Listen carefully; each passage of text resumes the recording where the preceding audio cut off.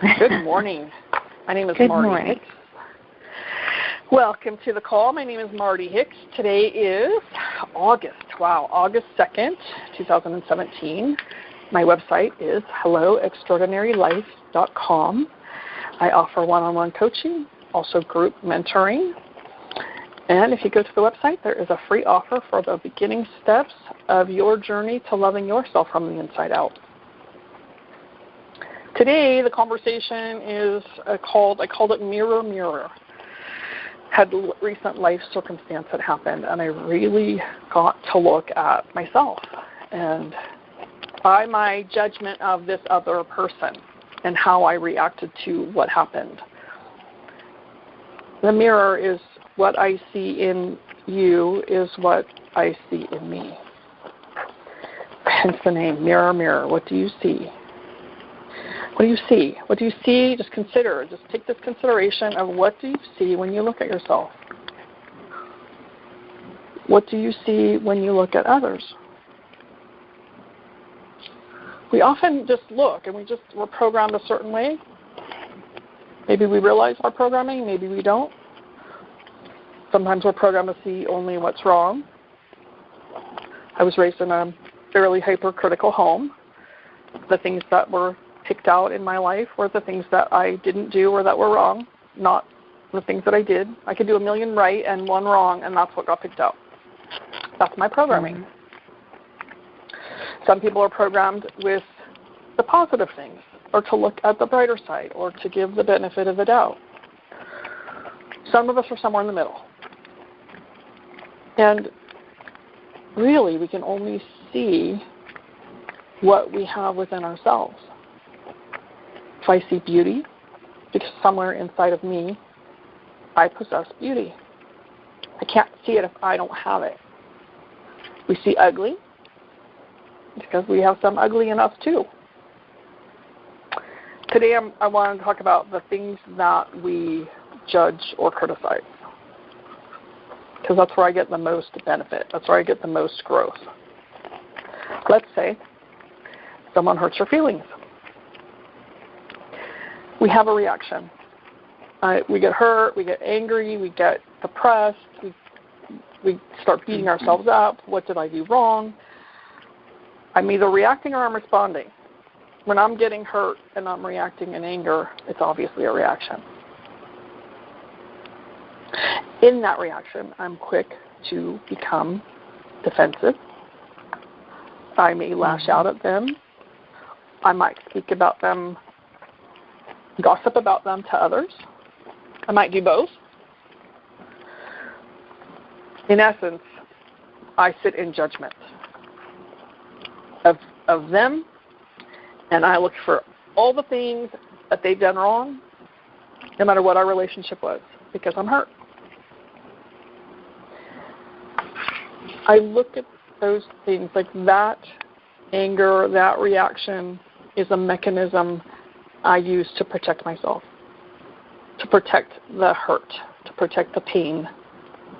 I don't usually realize that in the moment, but that pain lives somewhere else. So when I'm reacting in anger or defensiveness or depression or self-loathing, I don't ever want to feel that hurt, so I'm trying to protect myself from it. The mirror is to help me. So I'm talking about this is to help me, to help you, give you some insight about what are we looking for. How I often look at now, how have I created this? Well, how did I participate in this? Maybe I didn't do anything. Maybe I thought I was doing the right things and I pushed somebody else's button that I didn't even know was there.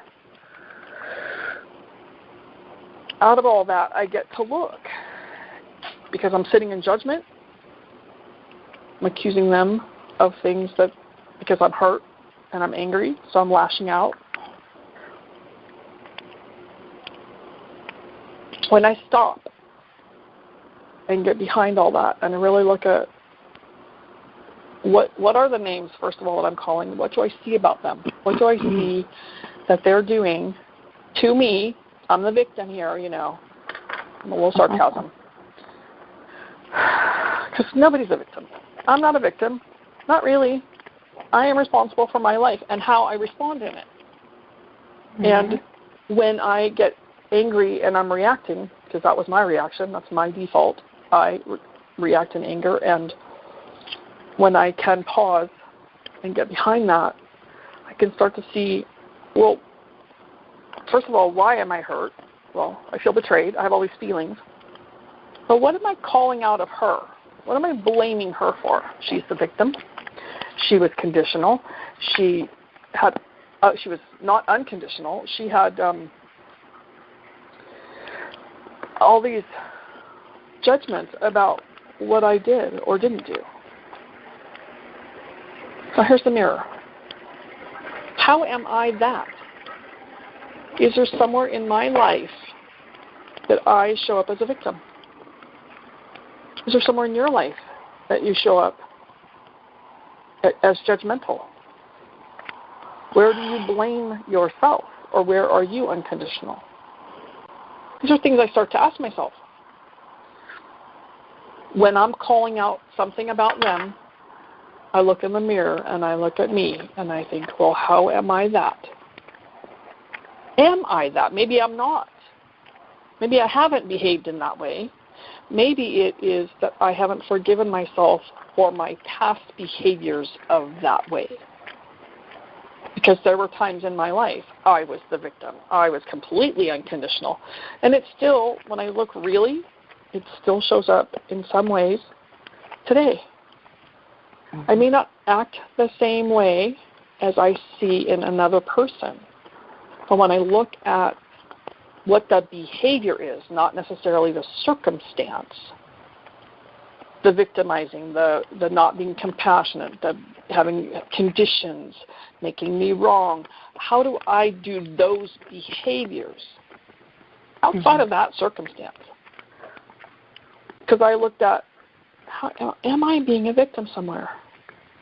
And I realized there's a place in my relationship that I've said things, I've let things be okay that didn't sit very well with me. And then I get angry when it happens again. Mm-hmm. Now I'm volunteering as a victim. I'm a victim of circumstance. And then I act out again in anger at that person.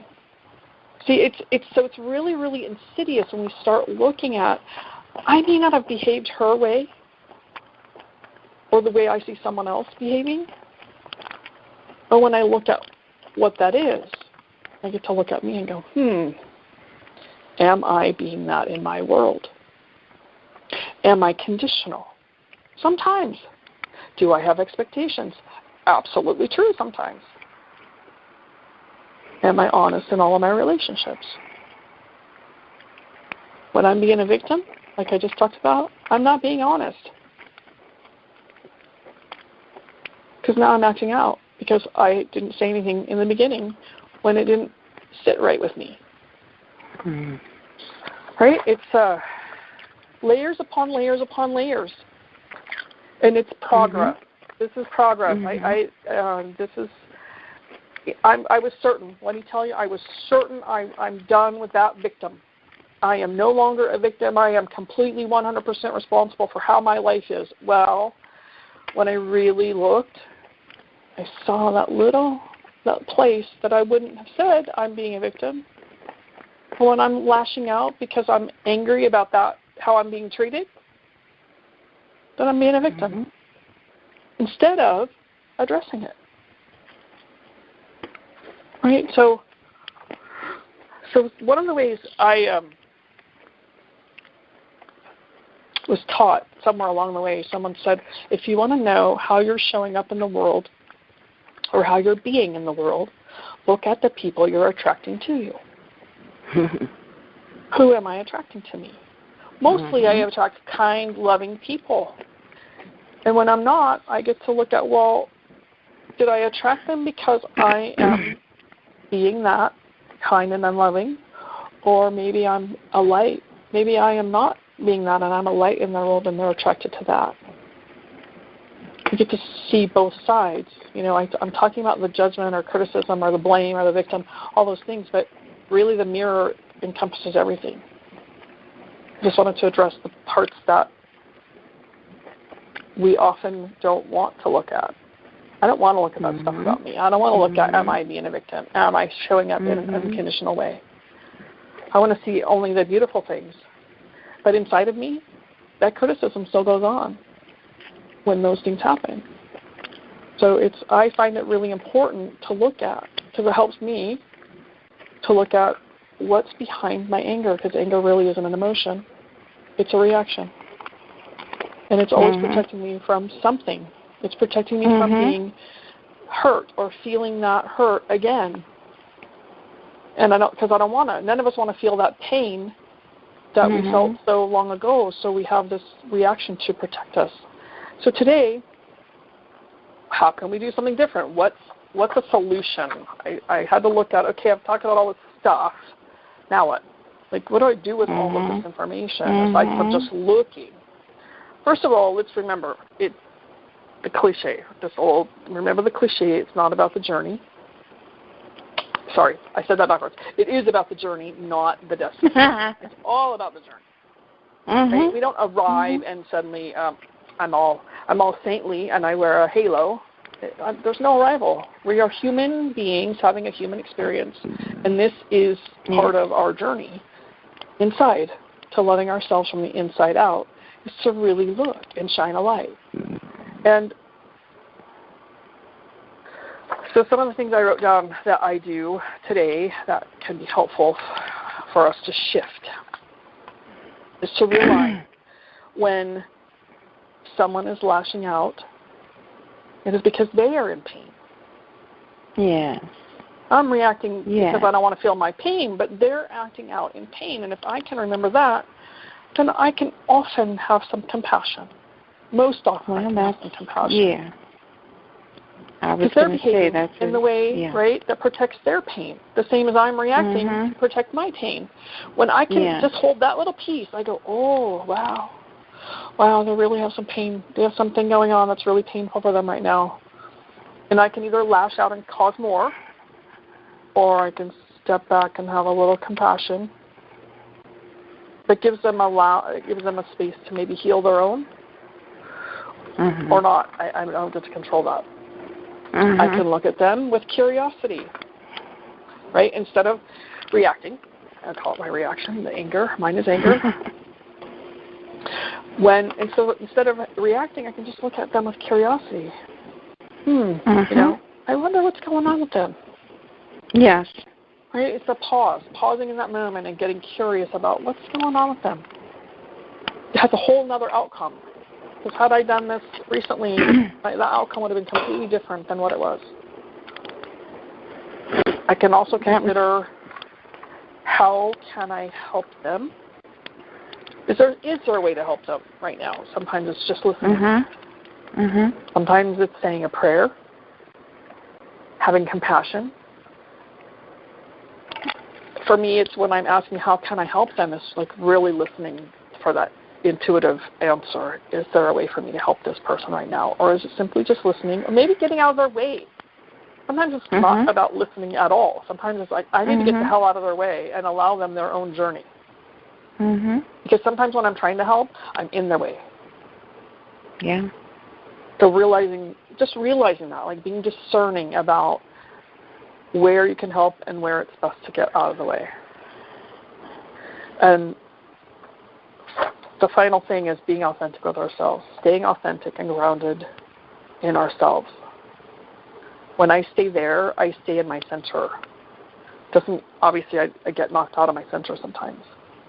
When I stay in that authentic place and I'm in my center, then I can do all that other stuff really easily.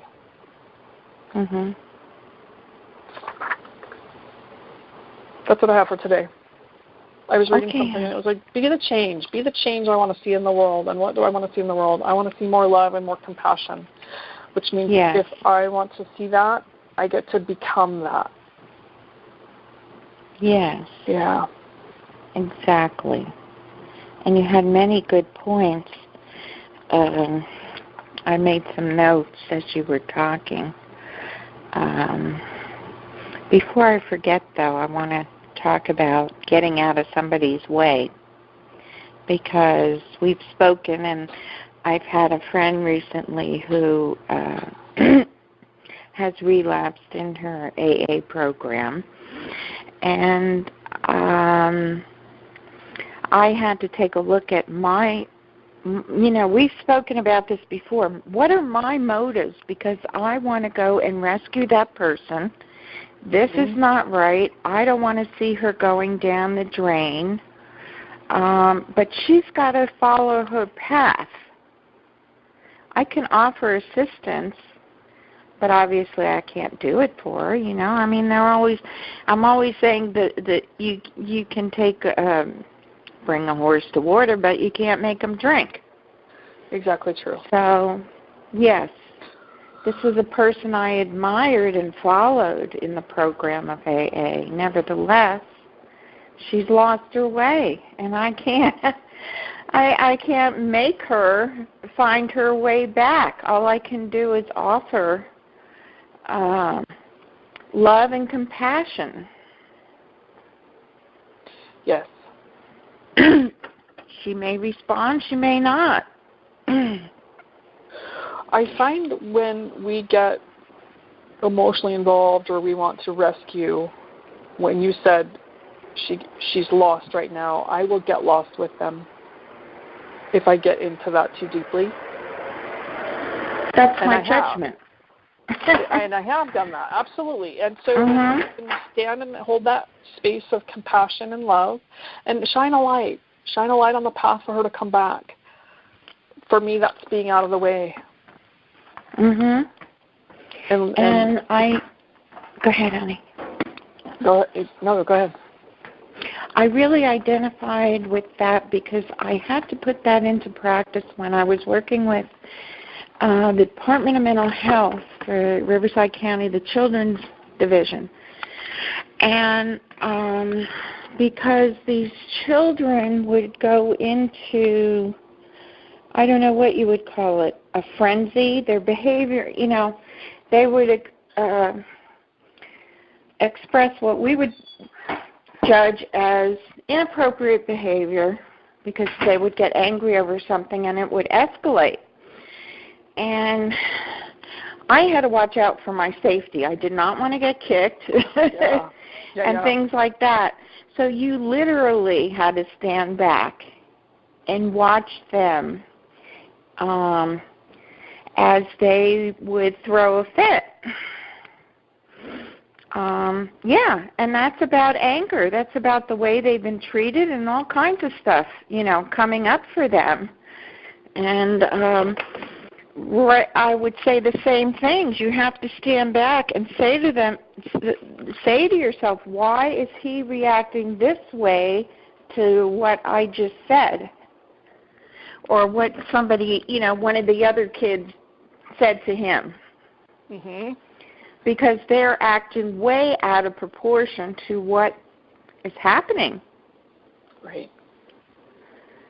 So that's something we can see in ourselves. Absolutely. See, now my behavior went back to a child as well. I thought my mom wasn't listening to me. So when my husband does something, and I've already told him don't do that, I go nuts. Because I'm saying to myself, well, I told him not to do that. Why is he doing that? Because he's an adult. Yeah. And I had to be told, not everybody does what you say. That's right. Because you said it,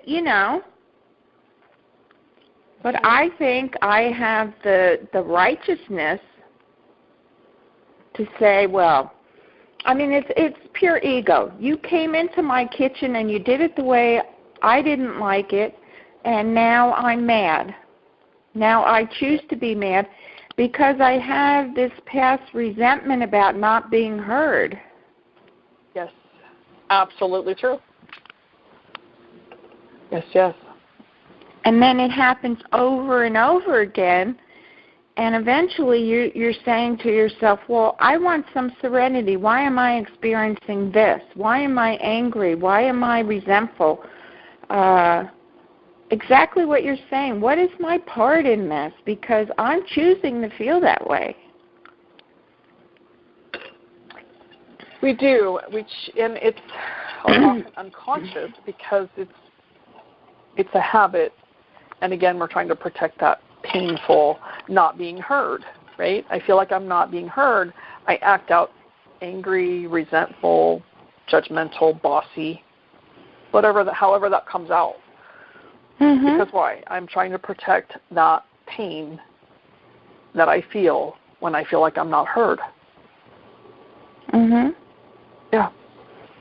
It's the ego interfering with your peace and serenity. Yes. And it's an unconscious thing because we've been doing it for so long. It takes a lot of practice and commitment to pay attention and become aware. Mhm.